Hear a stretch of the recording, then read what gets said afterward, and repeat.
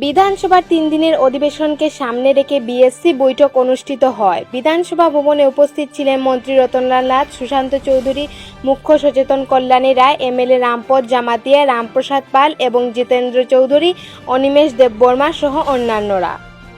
আজকে বিএসসির মিটিং ছিল। একজন ছাড়া বাকি সবাই এসছে। বিরোধী দলের সদস্য ছিলেন, বিশেষ করে জিতেন বাবু বিরোধী দলনেতা ছিলেন। শুধু কংগ্রেসের একজন প্রতিনিধি আসেন, বাকি সবাই এসেছে। 3 দিনের হাউস, সর্বসম্মতিক্রমে 3 দিনের হাউস। এটা কারণ সবাই জানে যে বর্তমানে রাজ্যে ব্যাপক বন্যার ফলে বিরাট ক্ষতি হয়ে গেছে। এই ক্ষতির কারণে সবাই বিশেষ জনপ্রতিনিধিরা সবাই মাঠে রয়েছে। তবে সবাই সিদ্ধান্ত নিয়েছে অ্যাসেম্বলি বেশি দিন করার দরকার নেই, আমরা মাঠে থাকা দরকার। শুধু 3 দিনের জন্য না করলেই নয়, সেজন্য 3 দিনের নিয়ে আলোচনা হবে।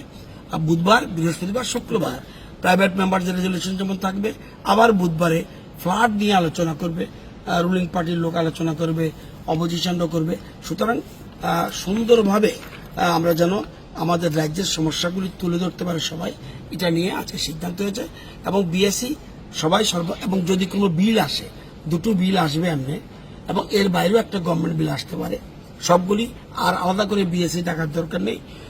স্পিকারকে আমরা দায়িত্ব দিয়ে দিয়েছি, উনি এগুলি অ্যাডজাস্ট করে নেবেন।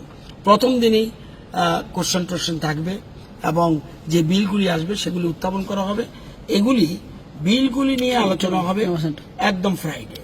আর বুধবারে ফ্লাড নিয়ে আমাদের সরকার কি করছে, কেন্দ্রীয় সরকার কি দিয়েছে, আমাদের রিলিফ কি দিচ্ছে। আমার পাশে খাদ্যমন্ত্রী আছেন এবং খুব সুষ্ঠুভাবে রিলিফ বিলি হচ্ছে, এবং আমাদের কেন্দ্রীয় সরকার সাহায্য করছে, অন্যান্য রাজ্য থেকে আমাদের সাহায্য আসছে। সবাই মিলেমিশে আমরা এই অবস্থায় যাতে মানুষের পাশে দাঁড়াতে পারি। Bureau report, Dharmanagar news online.